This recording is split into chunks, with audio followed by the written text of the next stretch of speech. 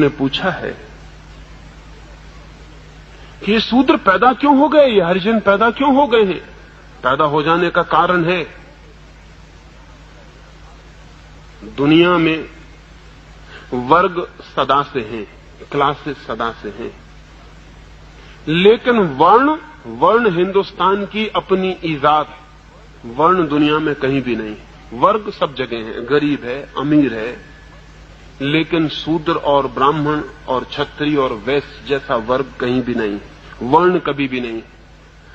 वर्ग का मतलब यह होता है कि कोई आदमी गरीब है, वो चाहे तो कल अमीर भी हो सकता है, कोई रुकावट नहीं। फ्लूडिटी है, एक तरलता है। अमीर गरीब हो सकता है, गरीब अमीर हो सकता है। हिंदुस्तान ने एक बहुत चालाकी का काम किया।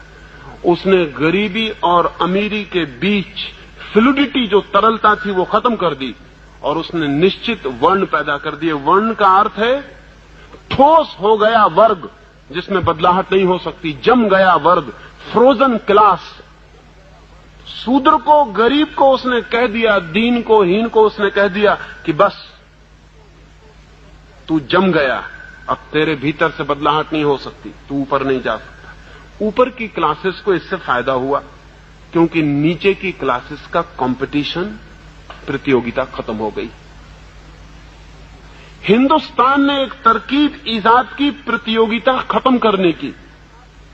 करोड़ों शूद्रों से प्रतियोगिता खत्म हो गई। अब उनके बेटे ब्राह्मणों के बेटों से संघर्ष न कर सकेंगे ऋषि होने का। अब उनके बेटे वैश्यों के बेटों से धनपति होने का संघर्ष न कर सकेंगे। अब उनके बेटे बहादुरों की तरह लड़ न सकेंगे, क्षत्रियों से संघर्ष न कर सकेंगे। एक बड़े वर्ग को, नीचे के विराट वर्ग को हमने बिल्कुल जमा दिया और द्वार बंद कर दिए, अब तुम कहीं आ ना जा सकोगे। ऊपर के वर्गों को लाभ हुआ।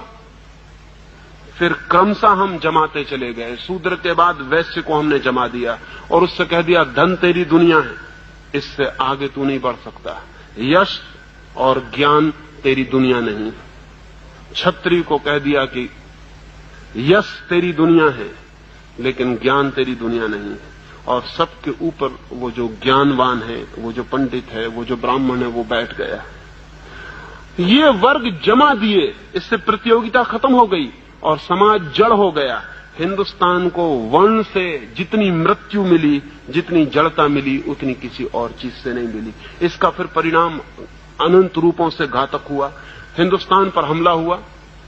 हिंदुस्तान पर हमला हुआ तो शूद्र ने कहा हमें क्या मतलब है, शूद्र को क्या मतलब है, भंगी भंगी रहेगा, चाहे मुसलमान दिल्ली में बैठे कि हिंदू बैठे कि अंग्रेज बैठे, भंगी में क्या फर्क पड़ने वाला है, भंगी भंगी रहेगा।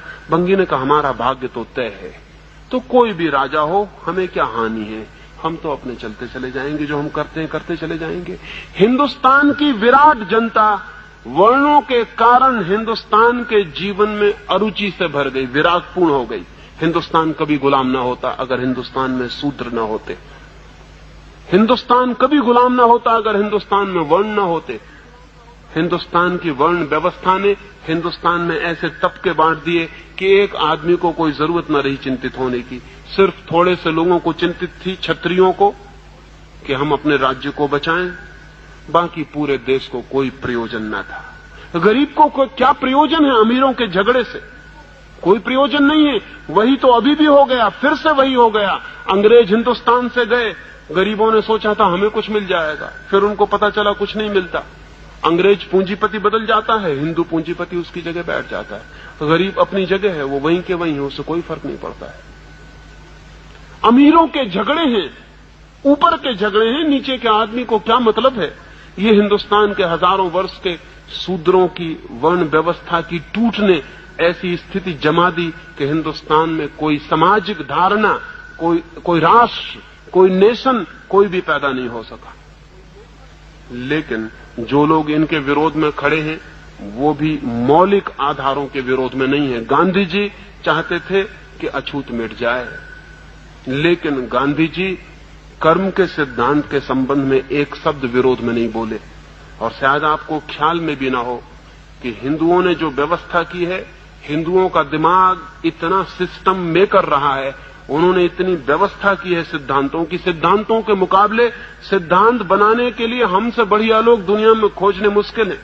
हम ऐसे गजब के सिद्धांत बनाते हैं, हम इतने कुशल हैं सिद्धांत बनाने में कि जिसका कोई हिसाब नहीं।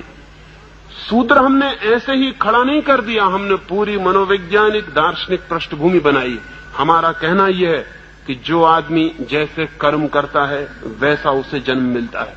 शूद्र वे हैं जिन्होंने पाप किए, वो शूद्र वर्ग में पैदा होते हैं। ब्राह्मण वे हैं जिन्होंने पुण्य किए हैं, वो ब्राह्मण वर्ग में पैदा होते हैं।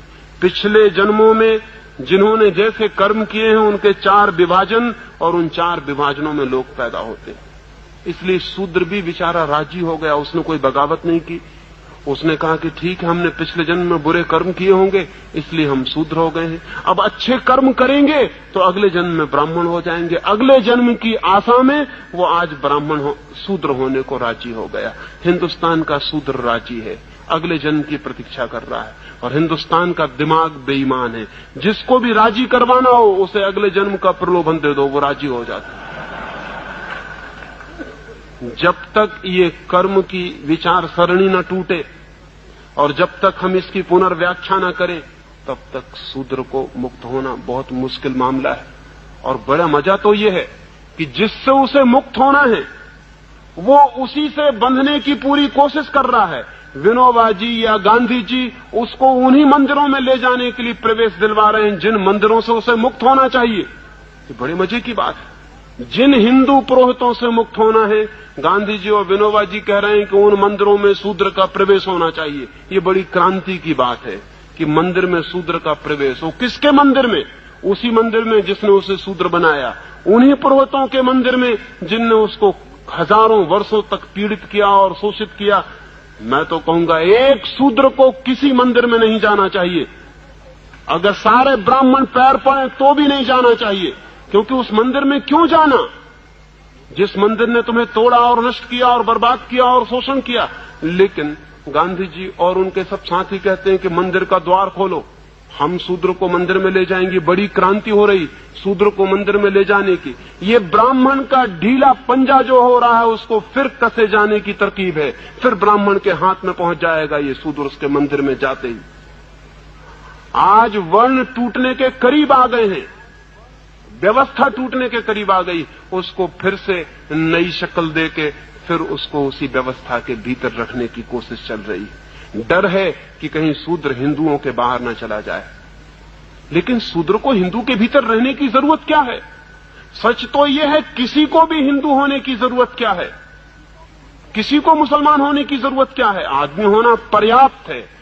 और जिसको आदमी होना पर्याप्त नहीं मालूम होता वो हिंदू या मुसलमान होने से कुछ और विकसित नहीं हो जाएगा। आदमी होना काफी है। हिंदुस्तान में एक क्रांति की जरूरत है कि शूद्र तो कह ही दें कि अब हम हिंदू नहीं हैं, लेकिन बहुत से वे लोग जो शूद्र नहीं हैं और बुद्धिमान हैं वे भी कह दें कि हम हिंदू नहीं हैं। और बहुत से वे लोग जो बुद्धिमान हैं कह दें कि हम मुसलमान नहीं हैं। बहुत से वे लोग जो बुद्धिमान हैं कह दें कि हम जैन और ईसाई नहीं हैं, हम आदमी हैं। और अगर हमें खोज लगनी है सत्य की, अगर हमें प्रभु को खोजना है तो हम खोजेंगे, लेकिन हिंदू के मंदिर में नहीं, मुसलमान के मंदिर में नहीं। इतनी बड़ी दुनिया उसका मंदिर है, हम यहीं खोजेंगे। हम क्यों किसी मंदिर की बंद दीवारों के भीतर जाएं? इतना विराट मंदिर है उसका, हम इसका दर्शन यहीं करेंगे। लेकिन इसकी हिम्मत शूद्र भी नहीं जुटा पाते। वो भी कहते हैं हम हरिजनों को अधिकार दो, हम हरिजनों को जगह दो, मंदिर का द्वार खोलो, हम भीतर प्रवेश करेंगे। तुम किससे अधिकार मांगते हो? और ध्यान रहे, अधिकार मांगने वाले कभी भी स्वतंत्र नहीं हो सकते। अधिकार मांगने वाले कैसे स्वतंत्र हो सकते हैं?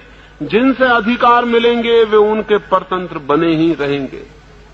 और जिन्होंने हजारों वर्षों तक दिमागी सांचे बना के आदमी को कसा है, वो इतने होशियार हैं कि वो नए सांचे बना लेंगे और फिर कस लेंगे। नहीं, सब जाल तोड़ के बाहर आने की जरूरत है। किसी हिंदू मंदिर में किसी शूद्र को जाने की जरूरत नहीं, और किसी शूद्र को अपने को हरिजन कहने की जरूरत नहीं। आदमी कहना काफी। तो मुझसे मत पूछें कि मैं हरिजन के घर में क्यों नहीं ठहरता। मैं घर में ठहरता हूं, हरिजन और गैर हरिजन से मुझे कोई मतलब नहीं। आप आ जाएं, मुझसे कहें कि चले मेरे घर, वहां मैं ठहर जाऊंगा। लेकिन अगर जरा भी आपको भ्रम हो और आप प्रचार करें कि हरिजन के घर में ठहरा हूं, तो ऐसे पागलपन में मैं नहीं जाने को राजी होऊंगा। ये पागल घर है। आदमी का घर होता है मैं मेहमान बन सकता हूं आदमी का, हरिजन वगैरह से मुझे कोई मतलब नहीं है। 1000 कारण हो सकते हैं, लेकिन एक ही कारण काफी है।